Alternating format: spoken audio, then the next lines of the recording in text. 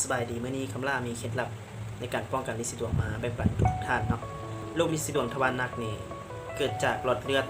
ผนังลำไส้ใหญ่หรือว่าทูติดลำไส้ใหญ่ของเรานะมีอาการอักเสบและใหญ่ขึ้นถ้าท่านใดเป็นแบบนี้ต้องรักษาอย่างต่อเนื่องเนาะแม้แต่หายก็สามารถกลับมาเป็นซ้ำๆเพราะสาเหตุของอาการเกิดลินสีดวงทวารหนักเนี่ยคนที่ท้องเสียเป็นประจำกินอาหารบ่ถึงเวลากินผักผลไม้น้อยที่สุดเนาะขับถ่ายบ่เป็นเวลาสิเคลื่อนไหวร่างกายน้อยเคล็ดลับดูแลเพื่อลดความเสี่ยงของอาการเป็นลินสีดวงทวารหนักเนาะจะมาแนะนำเลยเนาะข้อที่1เนาะกินอาหารให้มีประโยชน์อาหารที่สามารถย่อยง่ายและกินมากมายให้หลายๆขึ้นข้อที่2ดื่มน้ำให้หลายๆทุกมื้อ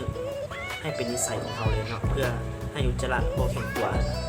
ข้อที่3ออกกำลังกายให้สม่ำเสมอหลีกเลี่ยงกิจกรรมที่ว่านั่งโดนๆยืนโดนๆข้อที่4นอนหลับพักผ่อนให้เพียงพอและเหมาะสมที่สุดเนาะข้อที่5หยุดดื่มเหล้าและเบียร์และยาสูบทุกชนิดเนาะข้อที่6ฝึกขับถ่ายทุกๆมื้อเนาะเพื่อลดความเสี่ยงของการเป็นลินสีดวงทวารหนักเนาะจากเคสที่ว่าดูแลลูกค้ามาเนาะคนที่ว่าเป็นลินสีดวงทวารหนักที่ว่าหนักสุดนะเป็นคนยังสามารถเซาได้เนาะนี่นะเราจะมาให้เบิ่งกันเลยเนาะอันนี้เป็นอาการที่ว่าหนักสุดเนาะเป็นมาได้36ปีจากที่ว่าเขารักษามาเพิ่นก็สามารถกลับมาเป็นปกติได้แบบนี้เลยนะ